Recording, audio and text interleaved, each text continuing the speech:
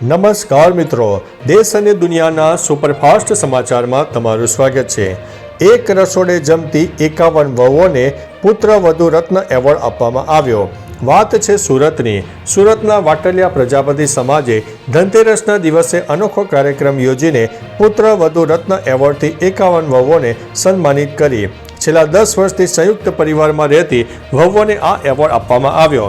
સમાજના કાર્યકર્તાએ જણાવ્યું કે વહુઓનું યોગદાન ઘણીવાર અવગણાય છે, પણ તે કુટુંબને એક તાતણે બાંધી રાખે છે। આ પહેલેથી જ સંયુક્ત કુટુંબની ભાવના મજબૂત થશે અને વહુઓ પ્રત્યે સકારાત્મક દ્રષ્ટિકોણ વિકસાવાશે। મિત્રો, અન્ય મહત્વના સમાચારની વાત કરીએ તો અયોધ્યામાં રશિયાના કલાકારો બનશે રામ અને સીતા। દીપોત્સવના અવસર પર અયોધ્યા આ વર્ષે આંતરરાષ્ટ્રીય સાંસ્કૃતિક મંચ બનીને ઉભરી રહ્યું છે। અહીં રશિયા, થાઇલેન્ડ, ઇન્ડોનેશિયા, નેપાળ અને શ્રીલંકાના કલાકારો દ્વારા અભૂતપૂર્વ આંતરરાષ્ટ્રીય રામલીલાનું આયોજન થયું છે। રશિયાના 15 કલાકારો સ્વયંવરનો દેખાવ રજૂ કરશે। આંતરરાષ્ટ્રીય કલાકારોની ભાગીદારી અયોધ્યાને ધાર્મિકની સાથે સાથે સાંસ્કૃતિક પ્રવાસનનું પણ કેન્દ્ર બનાવવામાં આવશે। મિત્રો, અન્ય મહત્વના સમાચારની વાત કરીએ તો સાપુતારામાં વહેલી સવારથી વાતાવરણમાં પલટો આવ્યો। ગુજરાતનું એકમાત્ર ગિરિમથક સાપુતારામાં વહેલી સવારથી વાતાવરણમાં પલટો આવ્યો। ધીમી ધારે વરસાદ અને ગાજવીજ સાથે થંડરસ્ટોર્મ એક્ટિવિટીનો માહોલ ઊભો થયો। આહવા, વઘઈ, સુબીર સહિત ડાંગના ગામડાઓમાં પણ પવન સાથે વરસાદી ઝાપટા પડ્યા। આ વરસાદથી વાતાવરણમાં ખુશનુમા અને ઠંડક પ્રસરી જવા પામી। ડાંગની લીલીછમ વનરાઈ વધુ સુંદર બની ગઈ। પ્રવાસીઓમાં ખુશીનો માહોલ જોવા મળ્યો, પરંતુ ખેડૂતોની ચિંતા વધી રહી છે। મિત્રો, અન્ય મહત્વના સમાચારની વાત કરીએ તો નવા રમતગમત રાજ્યમંત્રી એક્શનમાં આવ્યા છે। ડોક્ટર જયરામ ગામિતે રમતગમત રાજ્યમંત્રી તરીકે પદભાર સંભાળ્યો। પ્રથમ દિવસે ગાંધીનગર ખાતે સ્પોર્ટ્સ ઓથોરિટી ઓફ ગુજરાતની મુલાકાત લઈને કામગીરીની વિગતો મેળવી। તેમણે અધિકારી અને કર્મચારીઓને દિવાળીની શુભેચ્છા પાઠવી। જણાવ્યું કે રમતગમત વિભાગની યોજનાઓ ગુજરાતના છેવાડાના યુવાનો સુધી પહોંચે તે માટે વિશેષ અભિયાન શરૂ થશે। રાજ્ય સરકાર ઓલિમ્પિક અને કોમનવેલ્થ રમતોનું આયોજન કરી રહી છે। ગુજરાતનું નામ રમતગમત ક્ષેત્રે ઉજ્જવળ કરાશે।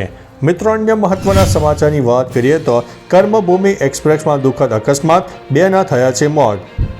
મુંબઈથી બિહાર જતી કર્મભૂમિ એક્સપ્રેસમાં નાસિક રોડ પાસે દુઃખદ અકસ્માત થયો। ટ્રેનમાંથી 3 મુસાફરો નીચે પડી ગયા, જ્યાં 2 યુવકોના ઘટના સ્થળે મૃત્યુ થયા છે, જ્યારે એક ગંભીર રીતે ઘાયલ થયા છે। દિવાળી અને બિહાર ચૂંટણીના કારણે વધુ ભીડના કારણે આ અકસ્માતનું કારણ માનવામાં આવે છે। પોલીસે અકસ્માત અને મૃત્યુનો ગુનો નોંધીને મૃતદેહોની ઓળખ પ્રક્રિયા અને તેની તપાસ પણ શરૂ કરી દીધી છે। મિત્રો, અન્ય મહત્વના સમાચારની વાત કરીએ તો મંત્રીએ ગઢડા ગોપીનાથજી મંદિરે કર્યા દર્શન। નવનિયુક્ત મંત્રી કૌશિક વેકરિયાએ ગઢડાના ગોપીનાથજી મંદિરમાં દર્શન કર્યા। તેમની સાથે ધારાસભ્ય જનક તળાવડિયા, પૂર્વ જિલ્લા ભાજપ પ્રમુખ સુરેશ ગોધાણી, જયરાજભાઈ પટગીર અને નગરપાલિકા પ્રમુખ હિતેશભાઈ પટેલ ઉપસ્થિત રહ્યા। મંદિરે પહોંચતા ચેરમેન, સંતો અને બીજેપી કાર્યકરોએ ફૂલહારથી સન્માન કર્યું। સંતોએ ગર્ભગૃહમાં સાફો બાંધીને વેકરિયાને વિશેષ સન્માનિત કર્યા। મંત્રીએ રાજ્યની સુખ, શાંતિ અને સમૃદ્ધિ માટે પ્રાર્થના કરી।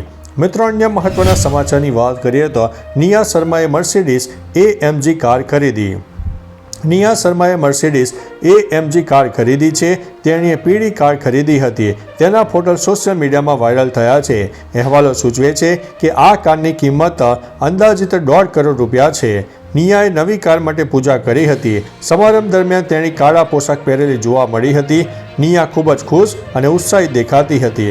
ફોટા શેર કરતા તેણીએ લખ્યું કે બધા પૈસા ગયા, EMI શરૂ થઈ ગયા। મિત્રો, અન્ય મહત્વના સમાચારની વાત કરીએ તો દિવાળી આજે કે આવતીકાલે? દિવાળી 2025ની તારીખ અંગે મૂંઝવણ અમાવસ્યા તિથિના કારણે ઊભી થઈ છે, કારણ કે 2 દિવસ ચાલે છે। અમાવસ્યા 20 ઓક્ટોબર બપોરે 3:44 શરૂ થઈને 21 ઓક્ટોબર સાંજે 5:50 સુધી પૂર્ણ થશે। દિવાળી એક રાત્રિનો તહેવાર છે, જે પ્રદોષકાળ અને નિષેધકાળ સાથે જોડાયેલો છે। આ બંને શુભ સમયગાળા 20 ઓક્ટોબરે આવે છે, તેથી આ વર્ષે દિવાળીનો મુખ્ય દિવસ 20 ઓક્ટોબરે ગણવામાં આવશે। મિત્રો, અન્ય મહત્વના સમાચારની વાત કરીએ તો વડોદરાથી જઈને લઈ જવાયેલા 18 ક્વિન્ટલ ફૂલોથી કેદારનાથ મંદિરમાં શણગાર।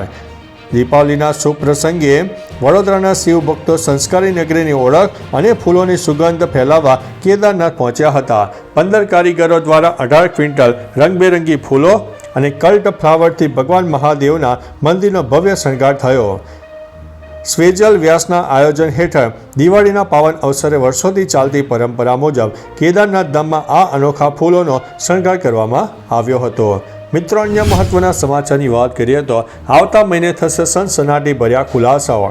6 વર્ષથી બ્રિટનની જેલમાં બંધ ભાગેડુ હીરા કારોબારી નીરવ મોદીએ કોર્ટમાં દાવો કર્યો છે કે તેના પ્રત્યાર્પણ કેસમાં આવતા મહિને સનસનાટી ભર્યા ખુલાસા થશે.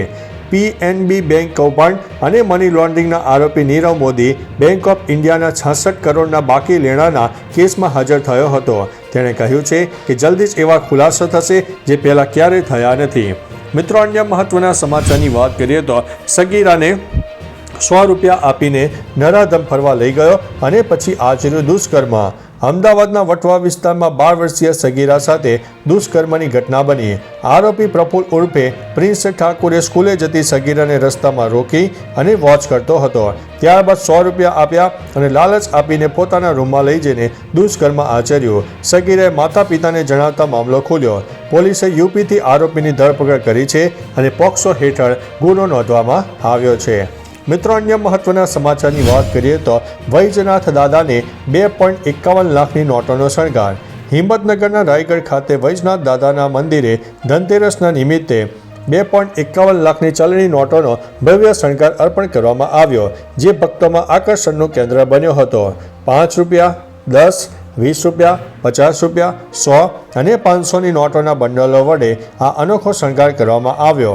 વૈજનાથ દાદાના મંદિરમાં શ્રાવણ માસ સહિત વર્ષભર વિવિધ તહેવારો દરમિયાન અલગ અલગ શણગારો કરવામાં આવતા હોય છે. તો ચાલો મિત્રો, ફરીથી દેશ અને દુનિયાના સુપરફાસ્ટ સમાચાર લઈને મળતા રહીશો. ત્યાં સુધી અમને રજા આપશો. નમસ્તે.